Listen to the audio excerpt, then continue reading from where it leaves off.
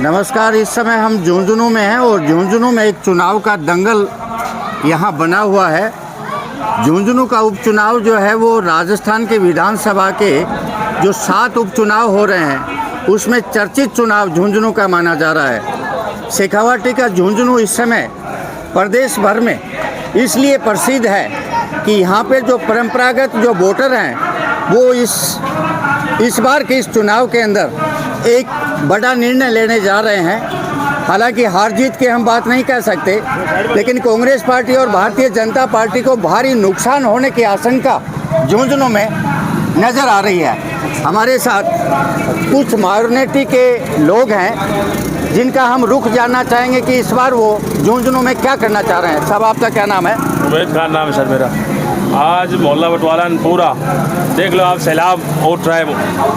क्यों 70 साल से एक आदमी वोट दे रहे हैं और वोट देने का कारण ये था कि हमको दूसरा रास्ता नहीं दिख रहा था। अब हमको दूसरा रास्ता नज़र आ गया तो हमने रुख बना लिया कि हम इस कांग्रेस पार्टी को, क्यों पहली बात तो हमने मुस्लिम मंच ने एक टिकट की मांग की थी।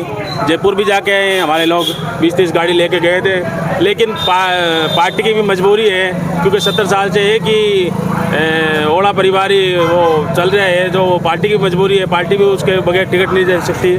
लेकिन हमने ये मुहिम छेड़ दी है कि अब की बार कांग्रेस को वोट नहीं देके और निर्दलीय प्रत्याशी है हमारे गुड्डा जी, उनको हम समर्थन दे रहे हैं। मोहल्ला बंटवारा वार्ड नंबर 35, 36, 37, 38 और 31 5 वार्डों की मीटिंग है और आप अंदर जाके देख लो, हर सर्व समाज के लोग बैठे हैं यहाँ पर। आपका क्या नाम है साहब? सर, मेरा नाम तौफीक पठान है। मैं ईदगाह कर्जा कमेटी का उपाध्यक्ष हूँ।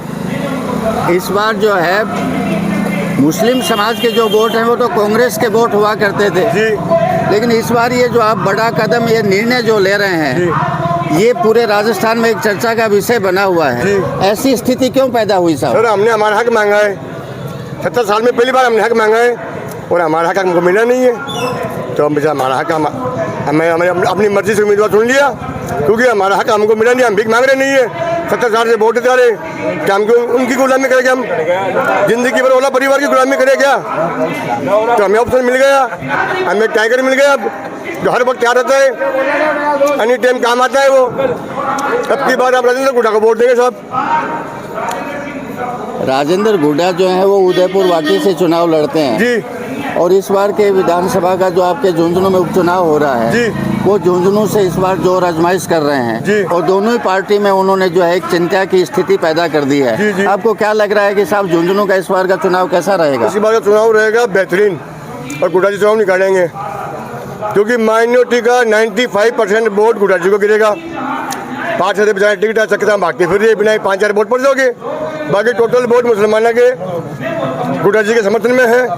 उसके अलावा अन्य समाज भी साथ में है, SC के, ST के, नायक, धानका के, गुजरों के, राजपूतों के पूरे वोट पड़ेंगे। वो भी पार्टी नहीं देख रही अब की बार राजपूत के, क्योंकि ये लोग भी अपने आप के वोट डालते हैं। इधर देखे तो चौधरी, उधर देखे तो चौधरी। उन्होंने फैसला ले लिया, राजपूतों ने भी मीटिंग करके कि हम भी गुड्डा जी को वोट डालेंगे। पार्टी बाजी किसी के लागू नहीं है, अपनी मर्जी का वोट है। मर्जी का मालिक अब की बार लोगों ने गुड्डा को चुन लिया है साहब। सर्व समाज ने सहयोग कर रहे हैं गुड्डा का। उदयपुर वाटी की आप बात कर रहे हो, 2 बार मंत्री रह चुके हैं यहाँ पर उदयपुर वाटी में, समझ गए। और कांग्रेस की सरकार बनाई है। अभी जो ये विजेंद्र अरोड़ा है, अशोक गहलोत को छोड़ के चले गया था, झुंझुनू की चिंता कर रहा था वो। झुंझुनू के लोगों की चिंता होती उसको, तो मानेसर में 19 विधायकों को लेके बैठा था। कहाँ था? झुंझुनू शहर के लोग कहाँ जाते हैं?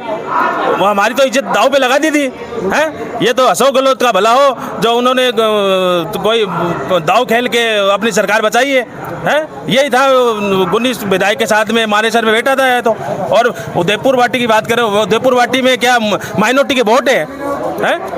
उदयपुर वाटी में क्या माइनॉरिटी की वोट है, क्या राजपूतों के वोट है, सर्व समाज के वोट है, वहाँ जाटों के वोट है, एसटी के वोट है। काम के ऊपर वोट मिलते हैं उनको भाई साहब। कहीं चले जाओ आप, आज आप आपके ऊपर ले लो, मेरे ऊपर ले लो, काम करेगा तो वोट मिलेंगे। आपको ये उम्मीद नजर आ रही है क्या कि राजेंद्र गुड्डा जो अगर चुनाव जीत जाएंगे तो झुंझुनू में जो है विकास होगा? अजी विकास होगा सर, होगा। राजेंद्र गुड्डा उदयपुर वाटी में चुनाव जीते, 2 बार मंत्री रह रहे, यहाँ झुंझुनू में काम करके गए। हमारे मर्डर हो गया था यहाँ पर चूरू बाईपास पे, वो लोग रात को 2:30 बजे आ गया था यहाँ पर, विजेंद्र रोला नहीं आया था। तो काम करता है बंदा। दूसरी बात ये कि हम इस बार देखो विकास के नाम पे वोट गिरेंगे, सर्व समाज विकास के नाम पे वोट गिरेगा। आज 3 नंबर रोड पे चले जाओ, आप चले जाओ 3 नंबर रोड पे, कल आपको 10 मिनट इधर उधर देख के रोड पार करनी पड़ेगी। तो ये है हमारे साथ में और माइनॉरिटी समाज के लोग, जिनमें एक इस बात को लेकर के आक्रोश है कि कांग्रेस पार्टी के हम परंपरागत वोटर रहे हैं, लेकिन जब टिकट वितरण का टाइम आता है, समय आता है, तो हम लोगों को दरकिनार कर दिया जाता है और प्रभावशाली लोगों को उस समय टिकट दे दिया जाता है। इसलिए ये आक्रोश इस बात का है कि हमारी टिकट वितरण में अनदेखी होती है और इस बार हम अनदेखी बर्दाश्त नहीं करेंगे। इसलिए हम इंडिपेंडेंट राजेंद्र गुड्डा के समर्थन में जा रहे हैं। नमस्कार, इस समय हम झुंझुनू में हैं और झुंझुनू में उपचुनाव हो रहा है। भारतीय जनता पार्टी के प्रत्याशी हैं राजेंद्र भामू जी, और उनके कार्यालय में हमारे साथ भारतीय जनता पार्टी के कुछ कार्यकर्ता और पदाधिकारी हैं। हम उनसे जानना चाहेंगे कि झुंझुनू का उपचुनाव जो है वो बहुत ही लगातार जटिल चुनाव बनता जा रहा है। साहब, आप युवा मोर्चा के जिला अध्यक्ष हैं, आपको क्या लग रहा है कि आप भारतीय जनता पार्टी की लड़ाई कांग्रेस पार्टी से है और दूसरा एक कैंडिडेट राजेंद्र सिंह गुड्डा जो है वो भी चुनाव मैदान में है, तो आपको क्या लग रहा है इस चुनाव में? देखिए, सबसे पहले तो सभी दर्शकों को मेरा नमस्कार। और आप जब बात लड़ाई की कर रहे हैं तो मैं आपको बताऊं, जब ये उपचुनाव है और ये झुंझुनू विधानसभा का उपचुनाव है, झुंझुनू जिले के लोग आप सब देखते हैं कि पूरे भारत देश में सबसे हर क्षेत्र में अग्रणी रहते हैं। सबसे अधिक सैनिक देने वाला जिला, सबसे अधिक शहीद देने वाला जिला, चाहे हम शिक्षा के क्षेत्र की बात करें, चिकित्सा क्षेत्र की बात करें, प्रशासनिक क्षेत्र की बात करें, हर क्षेत्र में अपने झुंझुनू जिले का युवा अग्रणी रहता है, यहाँ के लोग आगे रहते हैं। तो ये चीज़ें समझते हैं, जानते हैं कि जब उपचुनाव हो रहा है तो उपचुनाव के अंदर जिस पार्टी की सरकार प्रदेश में है उस पार्टी का कैंडिडेट जीत करके जाएगा तो उस क्षेत्र का विकास हो पाएगा। तो निश्चित तौर पर जब लड़ाई की तो बात ही नहीं रही, क्योंकि ये चुनाव जनता लड़ रही है, जनता चुनाव लड़ रही है और चाहती है कि मेरा क्षेत्र का विकास हो। सालों सालों से जो आज झुंझुनू बहुत पिछड़ चुका है वो अग्रणी क्षेत्र में आए, इसके लिए ये जनता पूरे तन मन धन से लगी हुई है और निश्चित तौर पर भारतीय जनता पार्टी का प्रचंड बहुमत से यहाँ कमल खिलने जा रहा है। जय सिंह जी, एक बड़ी बात यहाँ ये है कि पीने के पानी की समस्या जो है वो लगातार गहराती जा रही है और किसानों के सामने भी एक बड़ी समस्या है, क्योंकि जल स्तर जो है शेखावाटी का लगातार नीचे जा रहा है। कई बार नहरों की और गंगा के पानी की चर्चा होती है, लेकिन वो प्रॉपर तरीके से काम नहीं होता है। आपकी सरकार है, केंद्र में भी सरकार है, राजस्थान में भी सरकार है, आपको क्या लगता है कि साहब पानी की जो प्रॉपर तरीके से समस्या है ये ख़त्म हो पाएगी शेखावाटी से? देखिए, मैं आपको बता दूं, ये भारतीय जनता पार्टी की सरकार है। भारतीय जनता पार्टी के जो लोग जो कहते हैं वो करते हैं, इसमें कोई दो राय नहीं कि जब हमारी सरकार राजस्थान में बनी, आदरणीय मुख्यमंत्री आदरणीय भजन लाल जी जब उस दायित्व पर बैठे तभी उन्होंने इस पीड़ा को समझा, पहचाना और उसी समय उन्होंने कह दिया था, हरियाणा की सरकार के साथ एमओयू किया और बताया कि 1 साल के अंदर अंदर हमारे ज़िले को और आसपास के क्षेत्र को पीने का पानी मिलेगा। तो इसमें कोई दो राय नहीं, आप देखेंगे कि पीने का पानी हमारा आ रहा है जल्द ही, और उसके बाद में नहर जो हमारी सिंचाई का काम है, सिंचाई का जो पानी है वो भी यहाँ जल्दी ही लाया जाएगा, इसमें कोई दो राय नहीं। विपक्ष जो है कांग्रेस पार्टी वो लगातार ये आरोप लगा रही है कि साहब 11 महीने से सरकार है भारतीय जनता पार्टी की, अभी तक कोई भी काम प्रॉपर तरीके से सरकार ने किया नहीं है। तो लोगों में एक आक्रोश की स्थिति बनी हुई है सरकार के प्रति। झुंझुनू में क्या लग रहा है आपको, कोई इस तरह का असर पड़ेगा इन चुनाव में? देखिए, मैं बताऊं, वो तो उनके पास और कुछ कहने के लिए है नहीं। बाकी जनता को दिखता है ना, जनता देखती है कि आज 10 महीने सरकार को बनी हुई है, तो उसमें आपने देखा 10 महीनों के अंदर 10-11 महीने में सड़कों का किस प्रकार से जाल बिछाया गया है। प्रत्येक गांव-गांव, ढाणी-ढाणी में सड़क देने का काम आदरणीय मुख्यमंत्री जी ने किया है। और चाहे अपन यहाँ सूर्य उद्यान की बात करें, चाहे आप मेडिकल कॉलेज की बात करें, हर क्षेत्र में विकास कार्य हुए हैं।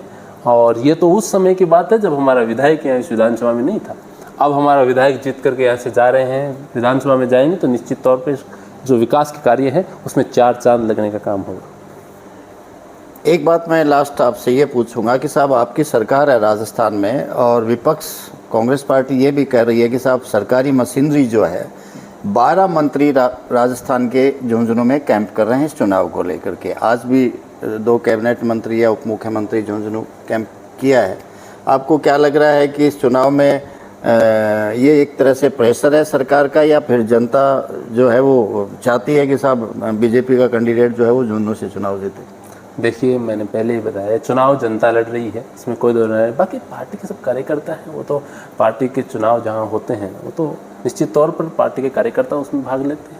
और ऐसा कुछ नहीं है, मैं आपको बताऊं, कोई मशीनरी का गलत उपयोग नहीं हो रहा। ये भारतीय जनता पार्टी है, साफ सुंदर स्वच्छ राजनीति करती है और ये चुनाव जनता लड़ रही है। दूसरी बात, मैं युवा मोर्चा का जिलाध्यक्ष होने के नाते मैंने इस चीज़ को देखा कि पिछले हम विपक्ष में जब मैं जिलाध्यक्ष था उस समय युवाओं में इस चीज़ की बहुत भारी पीड़ा थी कि हम अध्ययन करते हैं, मेहनत करने वाले युवा पढ़ाई करते थे और जो पेपर देने के लिए जाते थे तो उनको पता लगता था, पेपर देने के 1 घंटे बाद में समाचार आते थे कि ये पेपर तो 2 दिन पहले ही आउट हो चुका था, ये पेपर तो बिक चुका था। तो उन युवाओं की बहुत भयंकर उस चीज़ की पीड़ा होती थी। अब एक गरीब आदमी है, वो उस अपनी गरीबी से बाहर छुटकारा पाने का उसके साथ एक ही उपाय मिलता है कि वो पढ़ लिख करके जॉब लग जाए और अपनी गरीबी से छुटकारा पाए। लेकिन इस कांग्रेस की सरकार ने ऐसे लाखों युवाओं को उसके ऊपर अत्याचार करने का काम, ऐसे लाखों युवाओं को और गरीबी में धकेलने का काम इस कांग्रेस की सरकार ने किया था। और आदरणीय भजनलाल जी ने उस समय हमारी मांग रही थी, युवाओं के, प्रदेश के सभी युवाओं की ये मांग थी कि जो पेपर लीक करने वाला जो गिरोह है, ये चोर है, जो सब इस तंत्र के अंदर जितने भी लोग लगे हुए हैं उन सब को सजा मिले।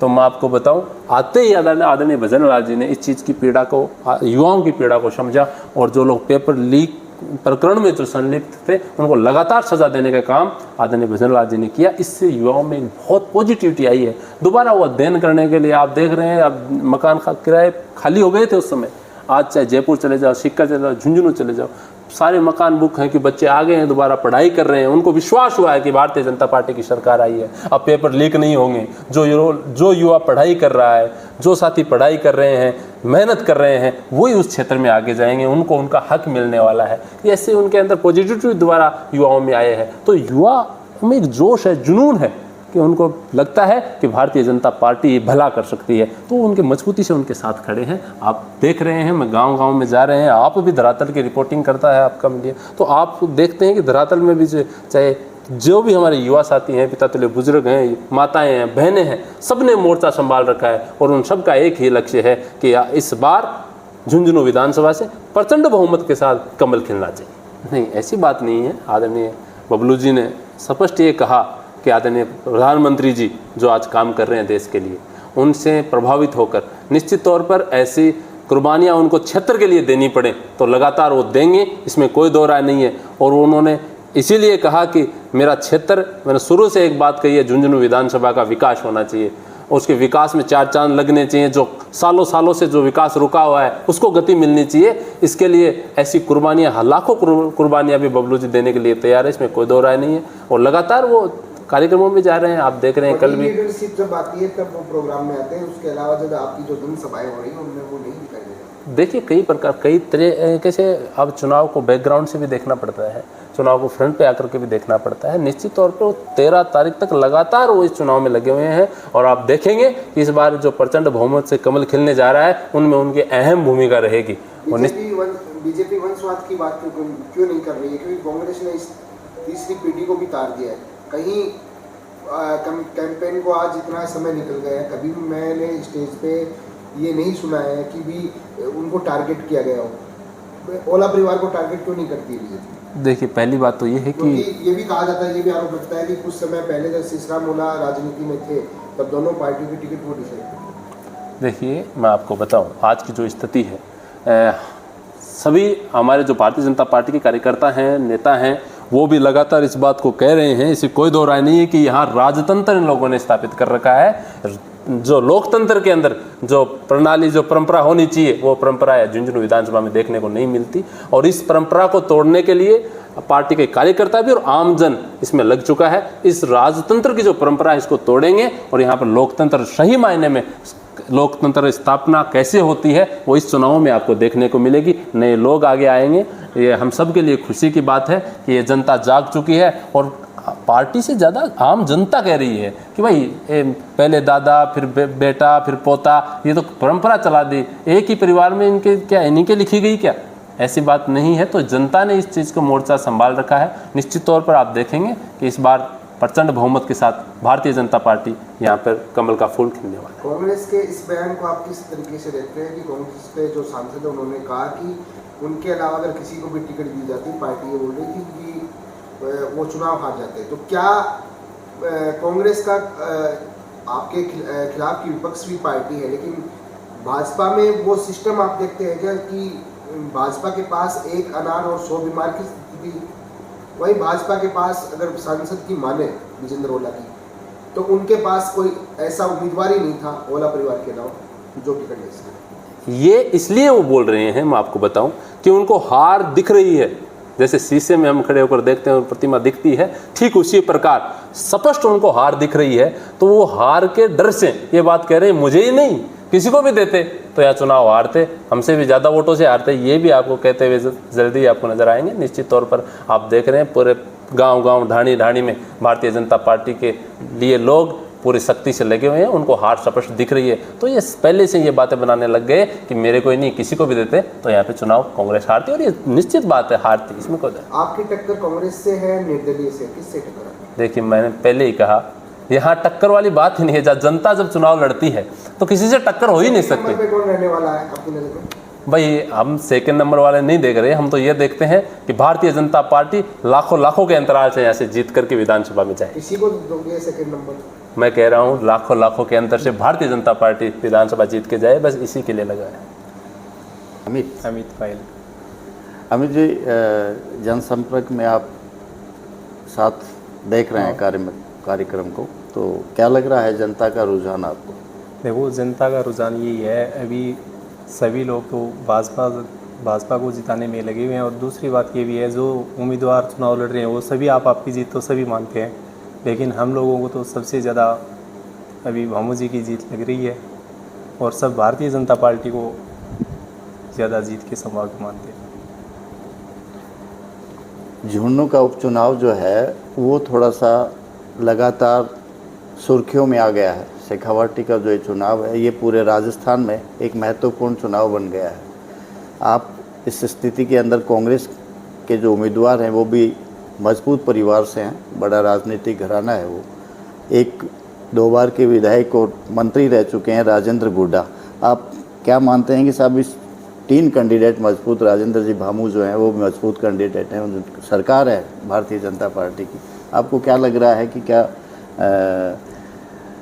जनता जो है वो सरकार के साथ जाने वाली है, या विकास के मुद्दे को लेकर के जो बात आप कह रहे हैं तो उसमें जनता का क्या रुझान है कि वो सरकार के साथ रहना चाहती है या फिर कोई दूसरी जगह? जनता का तो ये रुझाव है, वो विकास के साथ ज़्यादा जाना चाहती है, और जो आम व्यक्ति का यही सुझाव है कि हम विकास की ओर बढ़ें। तो ये थे जय सिंह जी, युवा मोर्चा के जिलाध्यक्ष, और अमित कुमार पायल जी जो भारतीय जनता पार्टी के कार्यकर्ता हैं। बड़े बेबाक तरीके से उन्होंने पूरी बात अपने प्रत्याशी के पक्ष में रखी है, और उन्होंने ये भी बताया है कि झुंझुनू के अंदर कोई टक्कर नहीं है, उपचुनाव ज़रूर है, लेकिन हम 101 तक यहाँ से चुनाव जीत रहे हैं। नमस्कार, फिर मिलते हैं किसी दूसरे बड़ी खबर के साथ।